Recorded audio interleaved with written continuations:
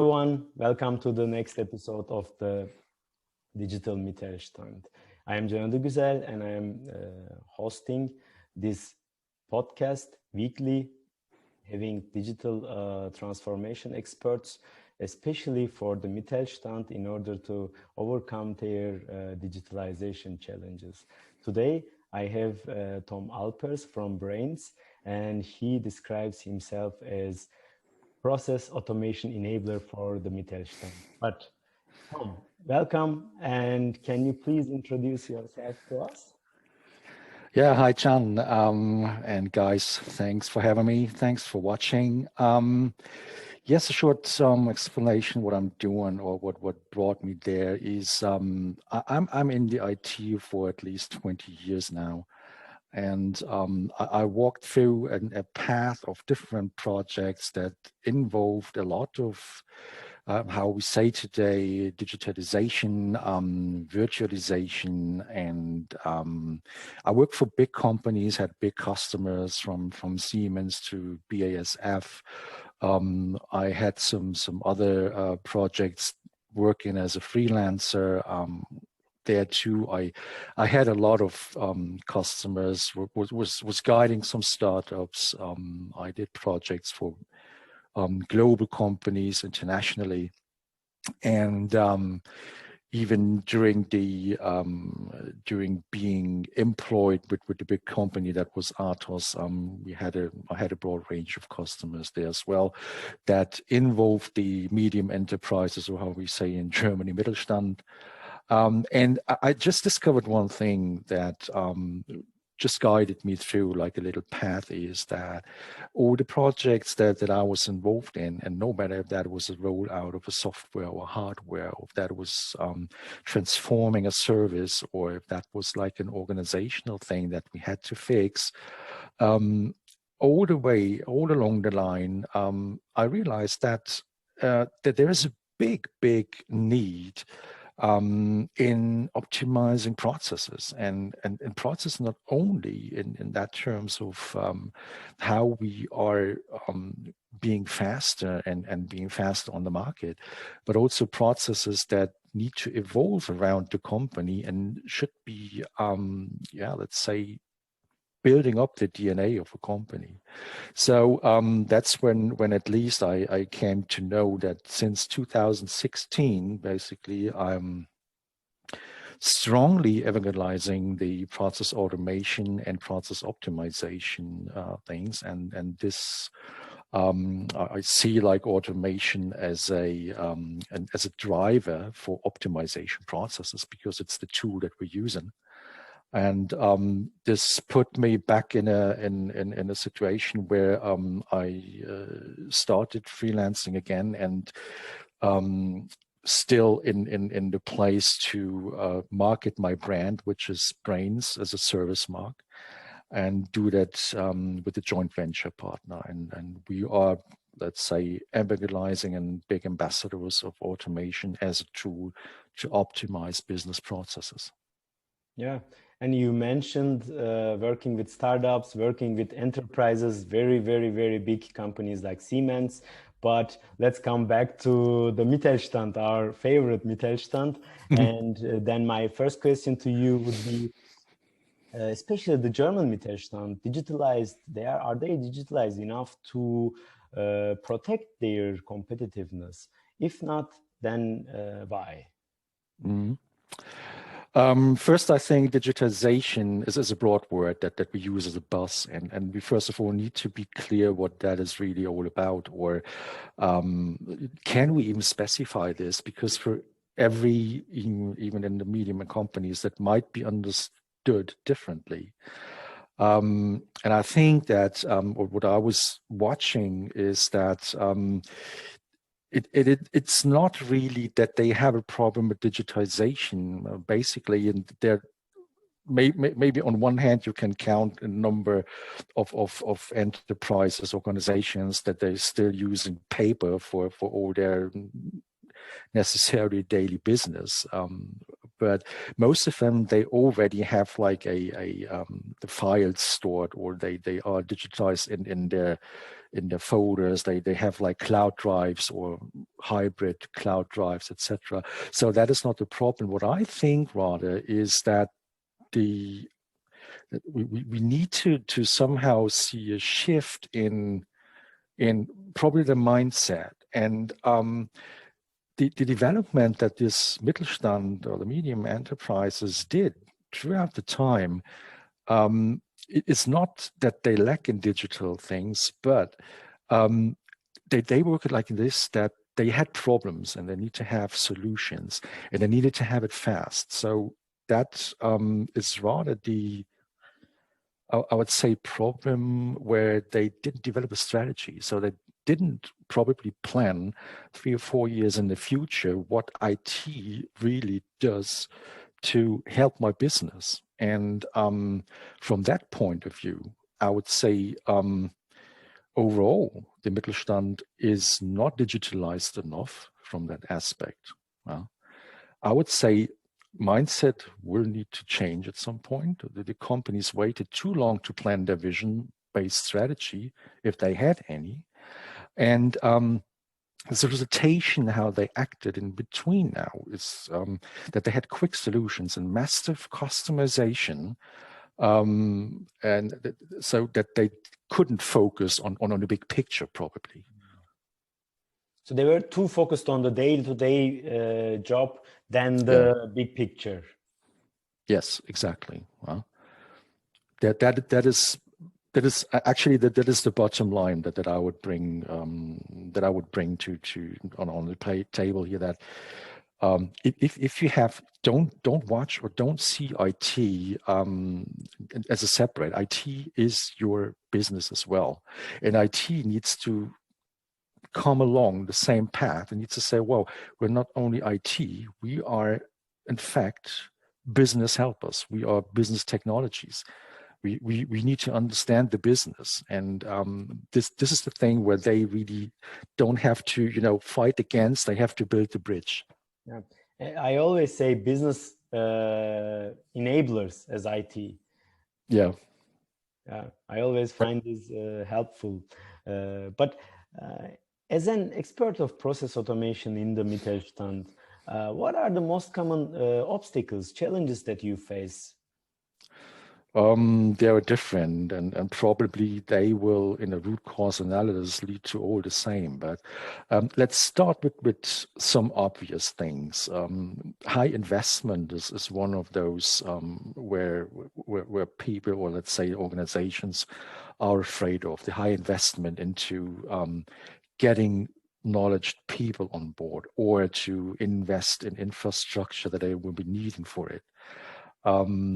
Another reason that that probably pops up is the fear, or let's say loss of workforce. I mean, it's not just only probably the C levels that are having concerns, but also their employees just asking and questioning if their way of working is now obsolete, and how can you tackle that is one of the biggest concerns, really, that is in the interpersonal way. The other thing, what I experienced back in 2018 already, is that the time that you spend in conducting workshops, to do the knowledge transfer, and to have the time for a proper transition and transformation into, let's say, digitalized or automated business, takes an amount of time. And that too, they might be thinking, well, if it takes us a couple of weeks, does that really create value for us, or does that bring us numbers so that we can sell our services and products? Another thing that pops up quite frequently is that they are a bit afraid of security breaches, especially if we're talking about like solutions that are in the cloud. We're talking about Salesforce in the cloud, or HubSpot, or some other, let's say, standard solutions that you can buy for money, or rent, or subscribe to. they're all afraid that, there's some data being pushed from A to Z, and they don't know what happened. So that's the big unknown for them.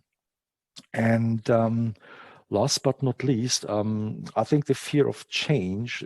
So the root cause in all of these reasons, to get into the unknown maybe, and along with that is probably, like I said before in the question, that if you have your grown IT, and you did a lot of customization and developed a lot of things for the purpose of your business only, then you might be trapped into thinking, I would always say, to have the exclusive right to be special. Like every company has its DNA and is somehow special, but in that regard, you have to think, are we really that special, or can we even cope with standard approaches? And this might be a fear as well, to get rid of the special attitude, or to be special attitude. Yeah. You said one root cause in the beginning, and I was about to ask you the root cause, but in the end you before even me asking the question, answered the question. But I definitely agree that digital transformation is a change management topic as well. That's why I made a whole episode with Daniela Fink. She shared her ideas and thoughts with us, but it includes the human factor. And as you said, the root cause, I also believe that it's light within very deep of change of fear, which means we lose our business, we lose our data. So for us as digital transformation enablers, we need to make this go away by convincing them, by giving them examples. So it's our duty in that case. I just wanted to add this.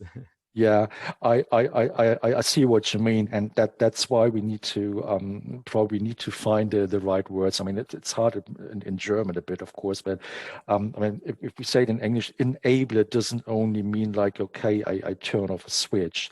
I mean, enabling is to get rid of all impediments that are in the way, to guarantee a smooth transition, first of all, and from that transition you can transform. Because after all, what we have in every cycle of business, when there's a change, you have a transition phase, and this transition is actually a mix-up of the way it has been, to take over the has-been way, and from there doing the improvements that will lead to a transformation after all. That's basically what it is. You see it in every merger acquisition. You see it in every outsourcing business. That's a written rule indeed. And two, in all kinds of change, you take or let's say in change management, as you mentioned, the change management is not only about the change; it's about the fallback. And the fallback means to go back to the way you know it worked. Because if everything goes south, you need to have an exit. And this is basically what you need to ensure and enable as well. So this is about being really secure and having the good people on board that will show you the way into the new world, but show you the way too if something goes down the gutter, to say, well, we can still walk back at some point and give it another go. Yeah, but for the first timers, for the starters, what is the minimum infrastructure requirements then for the Mittelstand to start with? Let's specialize or make this question more precise for process automation, for your expertise. I think, well, infrastructure, I hope I got that right, but I think infrastructure, I'm talking about technical stuff, and might also be thinking about organizational requirements, let's say. So let's start with the technically requirements. I would say that we still have this fear of security breaches, and it's not by accident that, especially in Europe, we're going with the GDPR and stuff. We're really wasting our pants at some point. But if you don't feel secure enough, first of all, you need to have a platform, and this platform needs to be accessible. Accessible from, let's say, anywhere in the world. It needs to be redundant. And this platform is being, or has to be, based on a cloud foundation. If you have some doubts about this cloud in general, you still have the possibility to say you do it a hybrid cloud, so that you can distinguish between the sensitive things and data that you want to protect for your purpose only, and that don't actually or going public, and let's say the public cloud that you're using really for engagement for your customers or consumers or with the world. So I would suggest to have a hybrid cloud in that matter to really distinguish the sensitive from the non-sensitive things. Additionally, when you once have the strategy, what you put to the left and the right, so to say, then you should probably think of the standard systems that you want to implement if you didn't have any. So standard systems, of course, we're talking about like CRM, ERP, PLM, or ESMs, or words like customer relationship management, or enterprise, or product lifecycle management, or enterprise service management. All these systems have a certain purpose, and I would recommend to have at least 2 of them for starters.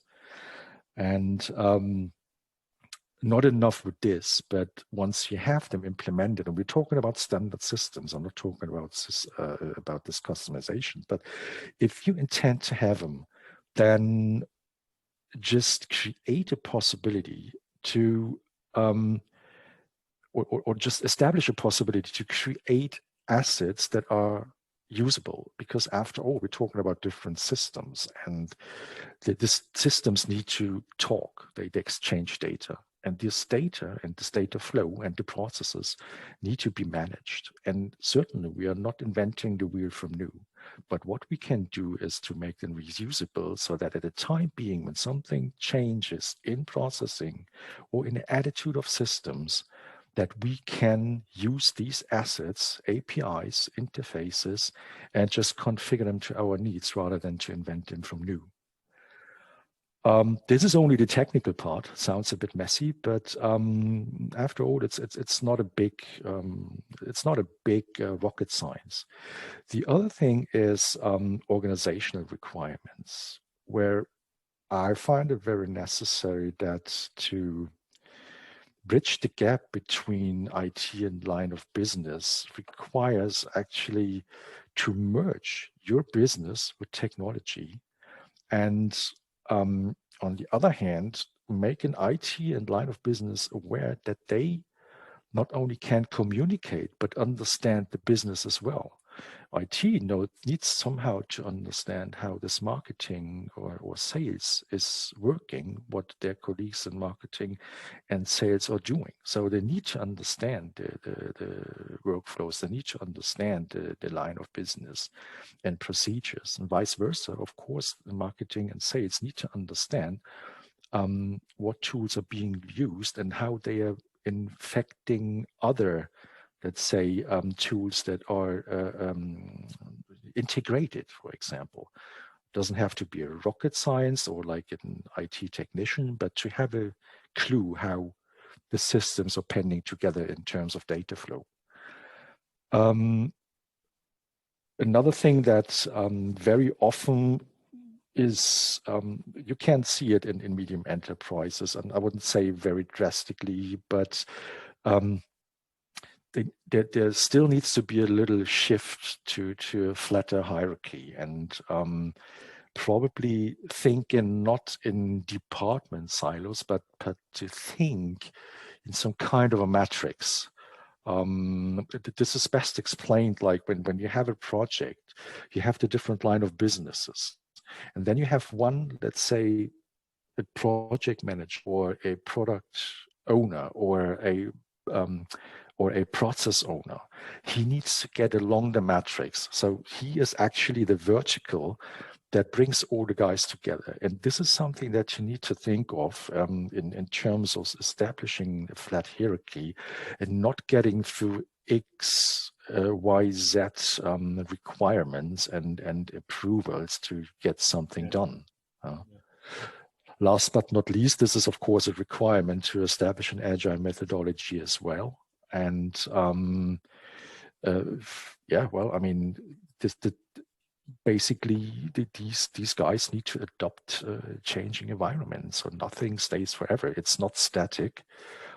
As we see since the last really 5 years, there had been a lot of changes. Who would have thought that Salesforce is becoming that big and brings modules on the market? Who would have thought that Microsoft is going full on with 365 and doing integrations and automation flow applications? I mean, this is what we got to deal with. Yeah, and I think I have made a bunch of episodes, and there were no single episode that agile was not mentioned. So this is from my side as well as a must, especially for the Mittelstand who wants to outcompete. So that will be a very good starting point. But before we close, what would be your top suggestion for Mittelstand owners, Mittelstand managers to imply right away? I got my top 5. Here we go. Here we go. Well, first of all, it depends on what state this organization is indeed. But first of all, I would really start to learn how my business works. So just have a look how the people are working. What are they doing? What does that bring? Can we somehow track it? Can we design it? Can we bring it on a map? Some visuals would be nice. What is the KPI? So to have actually data and something you can grab on and not just acting intuitively, because processing is not about intuition. It's about, getting numbers together, just calculating where we can optimize and then see what and actually have an estimate what effect this will bring. The other thing I would do is right from the start as well is to evaluate all your IT assets and learn as a businessman how IT can help running the business. Like said before, the gap between business and IT is still there. But you need to understand how IT helps. It's not just like going to the doctor and say, well, I have a little ouchie here, a scratch on my finger. So can you give me a tape? What if you have like 20 scratches on the finger? A tape will not help. So you need to see that a bandage needs to be the solution. So in order so that your finger still stays intact. And this is something very crucial to see that IT is a big part, but it's actually the service that IT provides for your business. You need to understand the service. The other thing is when you have these things in mind, or if you did this, the BPMN, so to say, so how your business works and understand IT helping business, then you should develop a midterm strategy, just talking about 3 or 4 years. I mean, every businessman does that for a 3 or 4 years plan where the business needs to stand. How many does my business have to bring in revenue? How many EBITDA I want to have, and just cost and revenue calculations. So you have your goals. So then take ID and IT and process solution automation with it, because these are actually the tools that you would be needing in order to keep your revenue intact. Another thing is then to focus on, first of all, focus on standards. I mean, there are a lot of solutions out there, and SAP and Microsoft and Oracle, to name a few. These are one hell of a choice that you already have. So you can bring standards into the point. you can make them work at least to get something to start with. You still can combine them. But get away from this, we are so special, we need extra this and extra that. Start with a few standards, see how you can combine them. And after you see the combination works for most of the things you do and it eases the work, then stick to it. If there's customization, then it's rather maybe probably because you have your own systems or self-created systems. Last but not least, I would suggest to thinking back into this matrix organization to develop or establish a center for enablement that consists of business people and IT people who both understand a bit of IT and of the business they do.